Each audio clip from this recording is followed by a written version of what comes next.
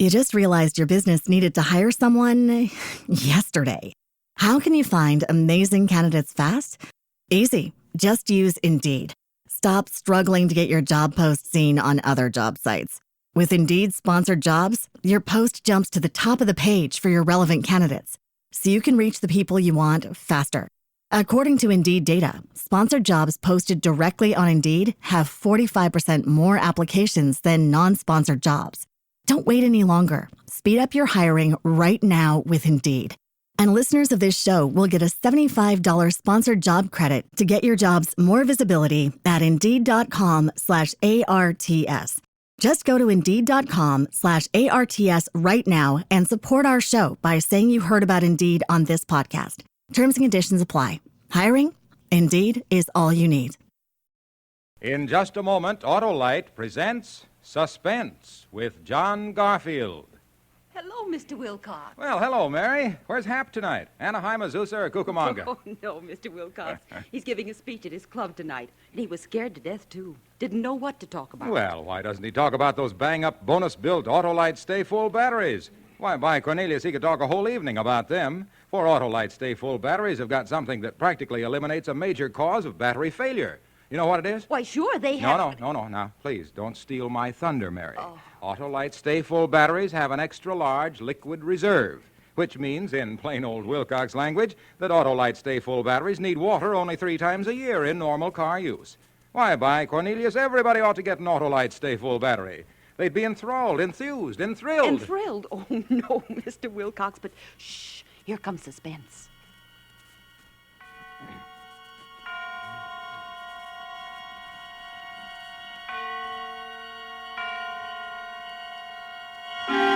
Suspense.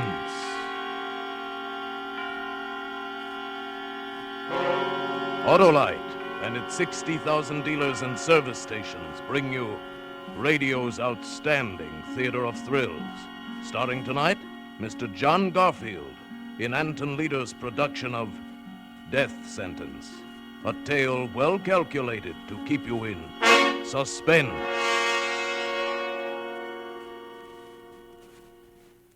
It's hard to tell where it first started.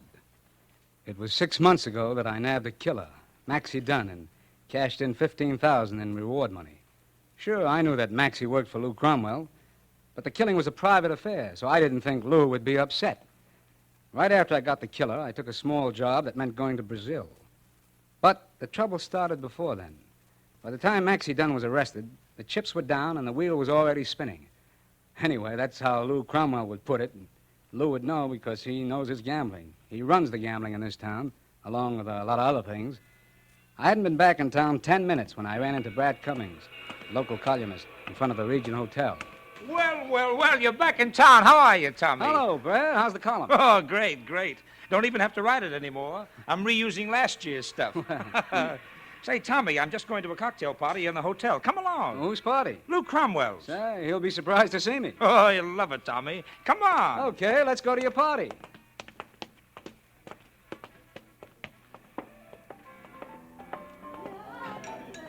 Oh, here's Tommy Johnson. Hiya, Tommy. Hiya, Tommy. What do you say, fella? What do you know? Well, it doesn't look like Lou's shown up yet. Well, what's he celebrating? Well, he hasn't said yet. Say, why'd you come back, Tommy? Well, why shouldn't I? It's a nice town. Sure, except when Lou Cromwell doesn't want it to be. Meaning? Oh, nothing much. I'm only a columnist, Tommy. And like I said, I'm using last year's news, so I'm still interested in Maxie Dunn. Oh, it's a dull story, Brad. The cops couldn't find Maxie, so the widow of the guy he killed hired me. I dug up a tip on Maxie's hideout and brought him in. There happened to be a $15,000 reward, so I had myself a custom-built vacation. I guess I was just born lucky. Lou may think you ought to die the same way. I can take care of myself. Besides, why should Lou worry about it one way or the other? Well, you have done some work for him. Well, sure. I'm a private investigator. I work for anybody who'll pay me as long as the job's on the level. And those I did for Lou were, too. You don't have to argue with me, Tommy. But I told you a year ago not to get mixed up with Lou. A man has to pick one side of the fence and stay there. He can't play on both sides. I don't know, Brad. I've done pretty well at it. Until now. But Maxie was Lou's right hand, so I don't think he liked it. So he didn't like it. In the meantime, I'll... Tommy. Oh, yeah. Oh, hello there, Muggsy. Hey, Tommy, Lou wants to see you. Lou? Well, how did he not... Okay, never mind. Where is he? Not here. He wants to see you across the street in his office. Oh, well, let's go. Back in a few minutes, Brad. Have a drink for me. Sure, Tommy, sure. I'll drink to your health.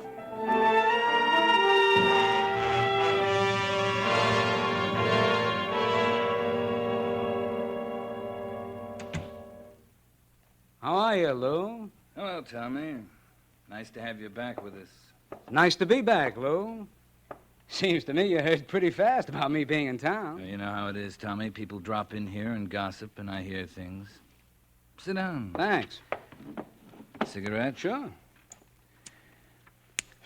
Have a nice vacation? Good enough. I guess you're just naturally lucky, Tommy. A long vacation and 15 grand to spend. Now me? I didn't get a vacation. I had to work pretty hard, and it cost plenty trying to save Maxie Dunn. And now it's very inconvenient finding someone to take his place. Well, if you're offering me the job, I'm not interested. I'm glad to see you haven't changed. But seriously, Tommy, you shouldn't have turned Maxie in. Oh, I'm sorry I inconvenienced you. No, it's not only that. You know how it is in this racket. Either you keep rolling sevens and stay on top, or you're on the bottom. It don't look so good for me to let one of my boys take a rap. Oh, he had it coming. Possibly.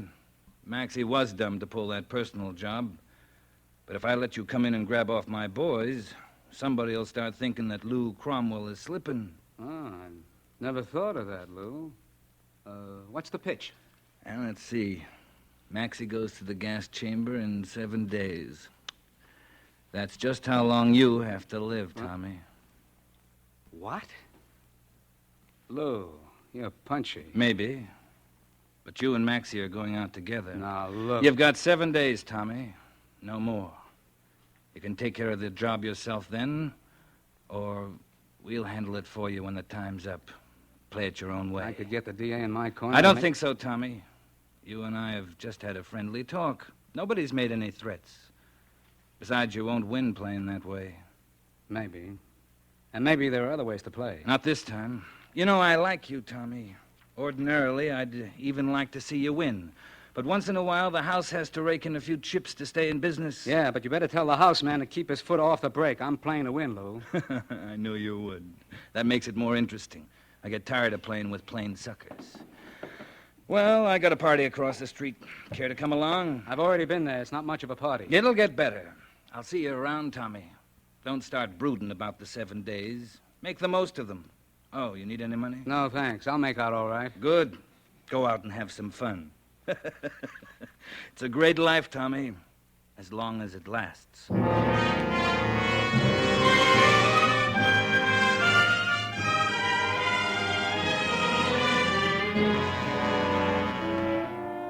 For Suspense, Autolite is bringing you Mr. John Garfield in radio's outstanding theater of thrills, Suspense.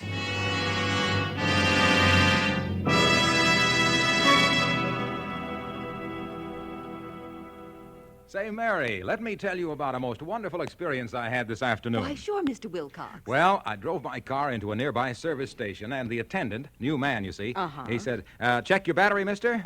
Well, by Cornelius, this is the chance I've been waiting for ever since my grandfather traded his horse for a Stanley steamer. Dear. Young man, I says, that gorgeous hunk of battery you're looking at is an Autolite Stay Full. Why, that Autolite Stay Full battery hasn't needed a drop of water for months. And I'll bet you a $40 fedora it doesn't need water now any more than a goldfish needs a raincoat. Did he take your bet, Mr. Wilcox? I should say not. Bub, he says to me, you can't trick me. I'm an Autolite dealer. Why, I'd rather bet a barrel of bucks on a three-legged horse than bet an Autolite Stay Full battery needs water. What's more, says he, that Autolite battery is built to last longer than batteries without Stay Full features. It's got oversized electrical capacity, plus fiberglass insulation, and it's one of over 400 automotive, aviation, and marine parts made by the Autolite people in their 26 nationwide plants. Chew on that a while, mister. He says to me, imagine the nerve of this guy, Mary, stealing my sales talk. Me, Harlow A for Autolite Wilcox. Well, you just go feel sorry for yourself, Mr. Wilcox, while I listen to Suspense.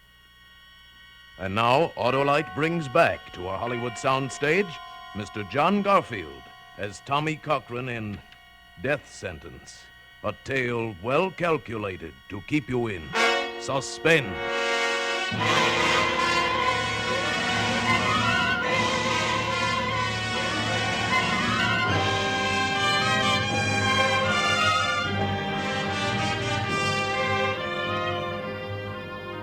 7 more days to live. I wouldn't admit it to Lou, maybe not even to myself, but it was almost that simple. Sure, I could go to the police, but I didn't have any proof that Lou was out to kill me. And I knew that sooner or later, no matter where I went, one of Lou's boys would catch up with me. As I rode down in the elevator, I kept remembering one of Lou's gang who turned state's evidence once and got off with 3 years. 10 days after the guy checked into the big house, he was knifed to death in the prison yard. And they never found out who did it. That's the way Lou operated. Patient, deadly. Well, there wasn't any point of making plans with a guy like that. I'd pretend to follow his advice about having a good time. All I could do was keep on my toes and watch for an opening. Main floor, sir. This is as far as we go. Oh, thanks. It's about as far as I go, too. I didn't know just where I was going for the first stop. But sometimes it's better if you just play it off the cuff. I guess I was still thinking of the next spin of the wheel as I walked out of the building. I didn't even notice the taxi standing at the curb or the... Hey, why don't you look where you're going? I'm sorry. I hope I didn't hurt your traveling case. No, but I thought you were going to stumble right off the curb. I guess I was thinking... Say... What? You're beautiful. Well, I hope you'll live forever. thanks. I'll try to. Yeah, if you find out how, let me know, will you? Where you going? Huh? Well, now, really? No, I mean the traveling case there. Oh, to Santa Barbara. Santa Barbara, huh? Well, that's not a bad idea. Tell me something. If you had just 1 week, where would you go? Well, I do have about a week, and I'm still going to Santa Barbara. All right, honey. Thanks for the idea. Maybe I'll run into you again. You must... that guy bothering you? Oh, hello, Muggsy. Look, will you be a darling and help me bring these bags up to Lou's office?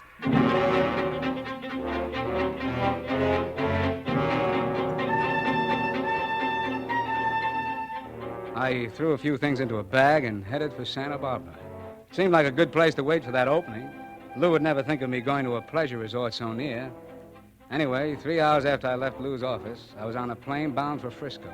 That's right, San Francisco. When I got there, I rode around for an hour and a half in 3 different taxis, then caught another plane out for Salt Lake. From there, I swung back to Santa Barbara, checked in at the Swank Ocean Club Hotel. I was pretty sure I'd shaken anybody who may have been watching me.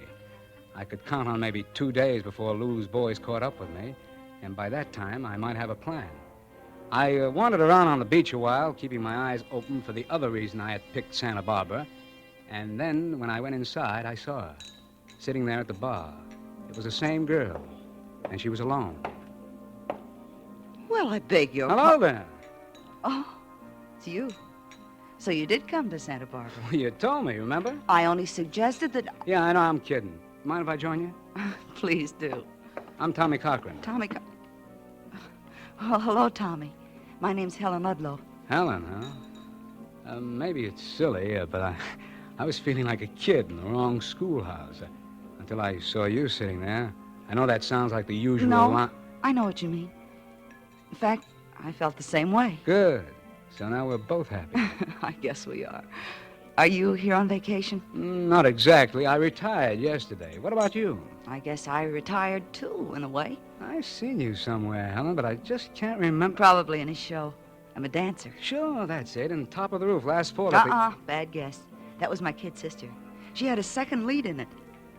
I'm strictly chorus. Strictly chorus? Well, you need a new manager. How about having dinner with me tonight and we'll talk about your career? Well, I don't know if I... All right. Good. It's a date. Look, Tommy, we met each other entirely by accident, but suddenly we're friends. I mean, really friends.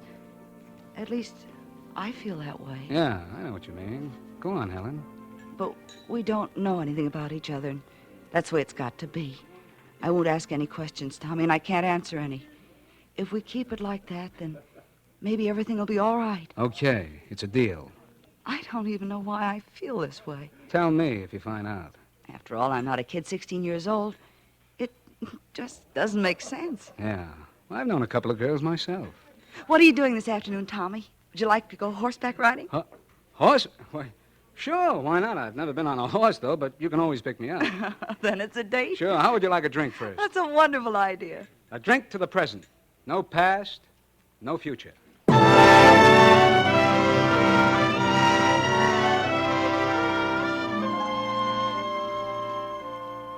So Helen and I rode horseback in the afternoon, had dinner together, and then danced until early morning. It was great, except that it's hard to be with a girl like that and not talk about the future. I wanted her in my future, only I didn't have any. Maybe she sensed it. I hadn't seen any of Lou's boys. I kept looking around trying to spot them, thinking maybe the guy next to me might even be the one. I kept trying to forget them, and it wasn't too hard with Helen around. She was someone I'd been looking for all my life, and now maybe I'd found her too late. Every minute had to count, and I was still waiting for an opening.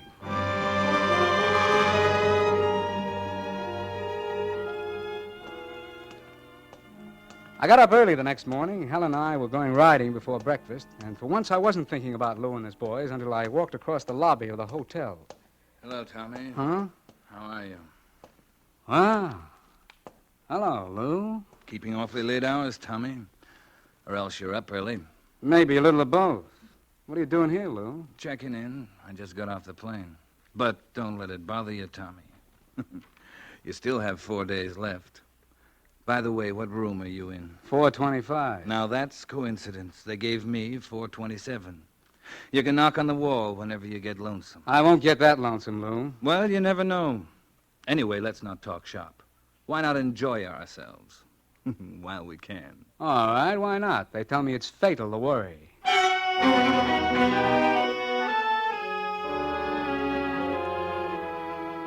I didn't see him again that day. Helen and I took that ride, went swimming in the afternoon, and then drove down the beach for dinner. The next day was about the same, except we ended up at the hotel for dinner and dancing, of course. Funny, I'd never cared much about dancing before. You know, you're very good at it, Tommy. Even terrific. Dancing? Uh-huh. Oh, I used to be a gigolo. Tommy, did you really? Yeah, no, I'm kidding, Helen. I've been a lot of things, though. Yes, so have I. Anything besides wonderful? Everything but that. Things have been rough sometimes. It's that kind of a world. It may not look it in a place like this. Soft lights and white tablecloths, nice, clean people eating nice, clean food. But down underneath, it's still rough. You can forget it, though, while the music keeps on playing. Yeah. How long you planning to stay in Santa Barbara, Helen? About a week. You? A week? Why'd you come? I can't tell you. And please don't ask me any questions, remember? Let's enjoy it while we can. Yeah.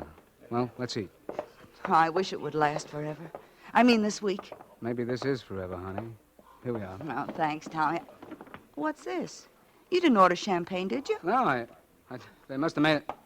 Oh. I sent it over, Tommy. I thought you might like it. Nice of you, Lou. Thanks. Well, do I get to meet the lady, or are you starting to hold out on your old friends? Helen, this is Lou Cromwell, Miss Ludlow. How do you do? You two make a lovely couple. You both seem to be having a lot of fun out there on the dance floor. That's right, we were. I'm glad to hear it. Have all the fun you can while you're here. Life's too short to waste any of it. Don't you think so, Tommy?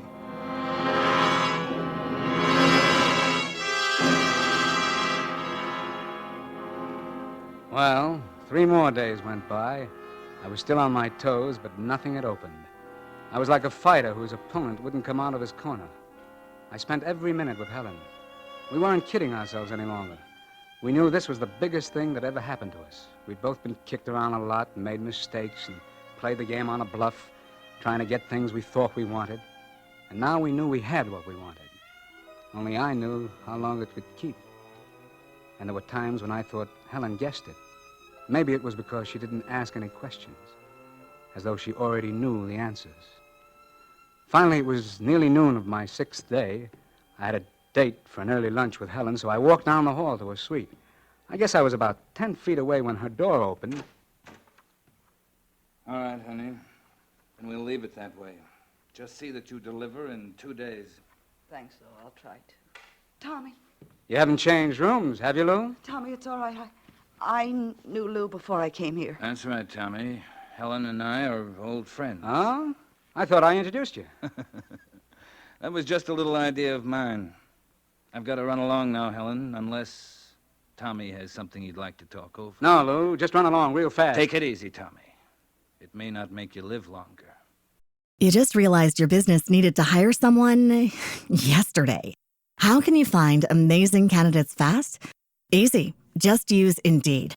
Stop struggling to get your job post seen on other job sites.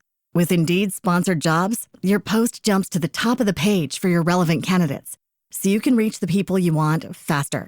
According to Indeed data, sponsored jobs posted directly on Indeed have 45% more applications than non-sponsored jobs. Don't wait any longer. Speed up your hiring right now with Indeed. And listeners of this show will get a $75 sponsored job credit to get your jobs more visibility at Indeed.com/ARTS. Just go to Indeed.com/ARTS right now and support our show by saying you heard about Indeed on this podcast. Terms and conditions apply. Hiring? Indeed is all you need. But you'll be happier. See you around. Would you like to come in, Tommy? Thanks. All right, let's have it. How do you happen to know Lou Cromwell? Oh, Tommy, doesn't everybody know Lou or know of him? Yes, but you know him. How come? Well, I was the dancer. I met him somewhere. You know how it is. Yeah, I know how it is. Why didn't you tell me the other night when he sent us the wine? He obviously didn't want me to, and I don't see how it mattered. What did he mean before about you delivering in 2 days? Tommy, I can't tell. Why don't you leave it that way? I can't answer questions. You've got to, Helen. You know how I feel about it, yeah, and I thought you felt the same way. Oh, Tommy. It's too late now for that no-question stuff. I don't have the time. You've got to answer. Please, try to understand, Tommy. I came here in the first place because of Lou, because he forced me to. What do you mean he forced you? Because of my sister. What are you talking about? It's true, Tommy. She's just a crazy kid, and she got mixed up in something. Lou could make it tough for her if he wanted to. I mean, really tough. Okay, so he forced you to come here. Why? To do something I didn't want to do, but that I had to. What? I can't tell you, Tommy. I didn't want to. Believe me, I have to, and that's all. All right. I believe you. Oh, Tommy, I guess we're the kind of people who never win, no matter what. Helen, I've done some pretty foolish things, been around a lot. I know what you mean. But it's never been like this. I've never been in love with anybody before like this. Oh, that goes for me, too. Will you do something for me? Something important? What, darling? Marry me tonight. Tommy, Please, honey. I don't know. What do you say? I never wanted anything so much. And I ought to have just one thing I want. We both ought to. All right, Tommy, tonight. We were married at 8 o'clock with a hotel musician playing "Oh, Promise Me" on a pint-sized organ. And then Helen went to her suite to change for dinner. At least that's what she thought. But I had a different plan. I was going to make my own opening and take her along. Oh, I ordered the dinner, all right, and made a big noise about it in the dining room, and then I went straight to my room. A charter plane was already warmed up and waiting at the airfield, and I had a taxi at the rear door of the hotel. This was going to be a fast break, and I wasn't even taking any luggage. Nothing, except Helen and me, and a .38 automatic strapped on under my coat. It was about a half hour later when I finally went down to Helen's suite to pick her up. She didn't answer, so I tried again.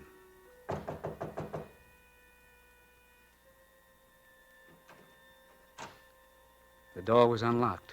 Helen? It's Tommy, Helen.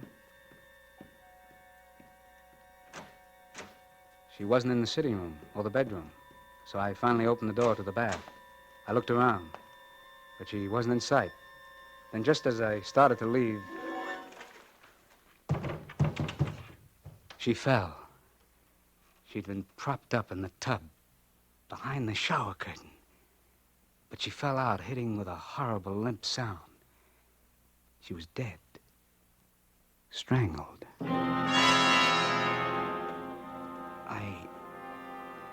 I stepped out and pulled the bathroom door shut, using my handkerchief to wipe off the knob without even thinking. I didn't feel anything, except maybe a numbness that still hurt. Lou had seen how I felt about her, so he'd done this, or had it done. I tried to brush the fog out of my eyes and think, but not about her lying in there, or what might have been. No, I wasn't even thinking about my 7 days. I had something else on my mind.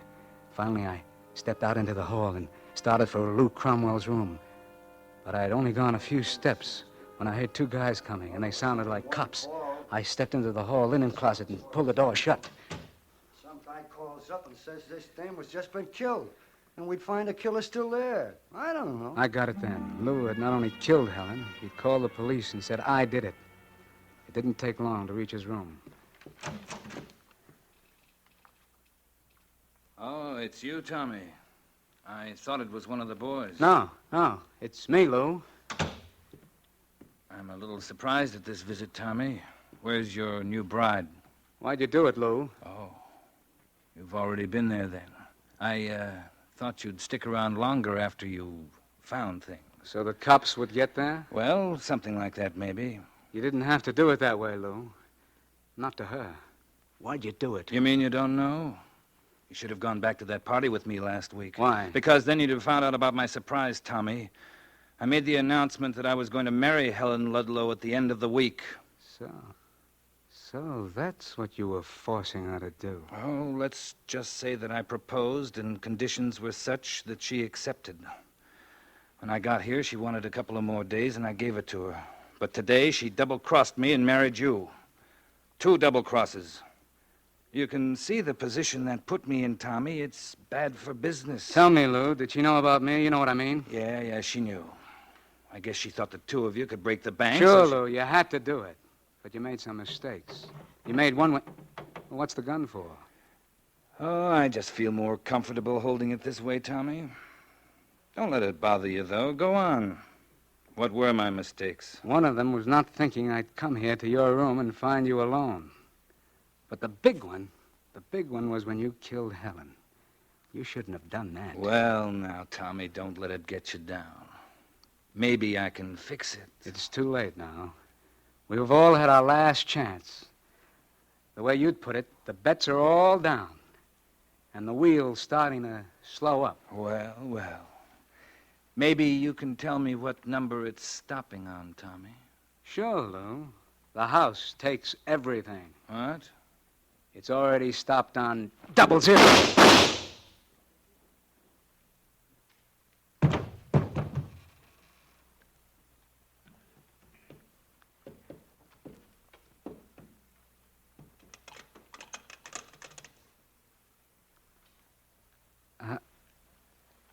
Hello?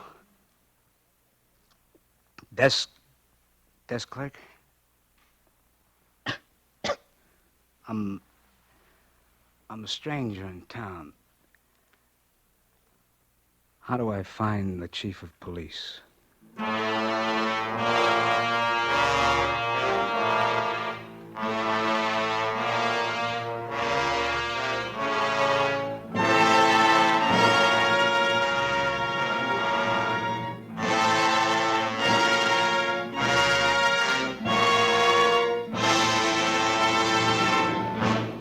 Thank you, John Garfield, for a splendid performance.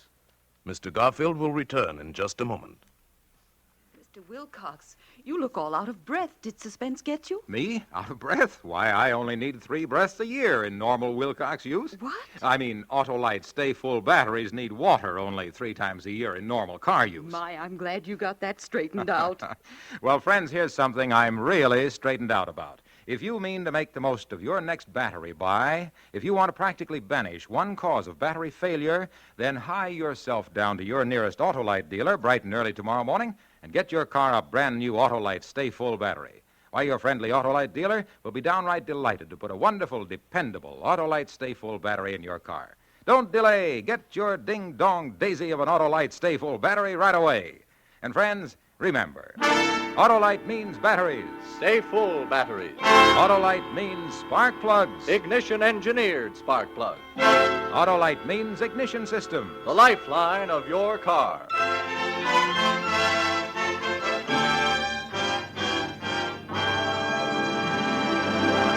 And now, here again is Mr. John Garfield. It's been a great pleasure to appear here tonight with this great cast of suspense actors.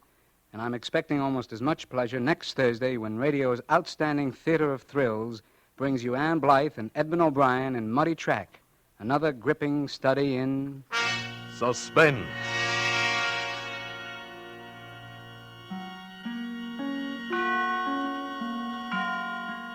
John Garfield will soon be seen starred in the Roberts production Force of Evil, presented by Enterprise Studios and released through Metro-Goldwyn-Mayer. Tonight's suspense play was written by Lou Lusty and Les Crutchfield, with music composed by Lucien Moraweck and conducted by Lud Gluskin. The entire production was under the direction of Anton M. Leader. In the coming weeks, Suspense will present such stars as Rosalind Russell, Agnes Moorehead, and Ronald Colman. Make it a point to listen each Thursday to Suspense, radio's outstanding theater of thrills. And next Thursday, same time, hear Edmund O'Brien and Ann Blythe in Muddy Track.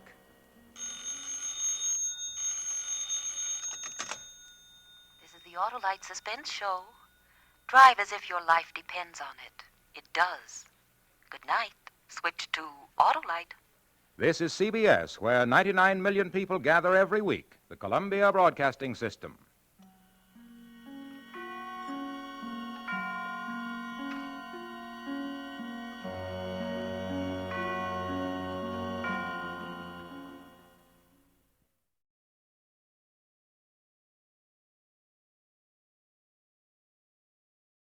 You just realized your business needed to hire someone yesterday. How can you find amazing candidates fast? Easy. Just use Indeed. Stop struggling to get your job post seen on other job sites. With Indeed sponsored jobs, your post jumps to the top of the page for your relevant candidates, so you can reach the people you want faster.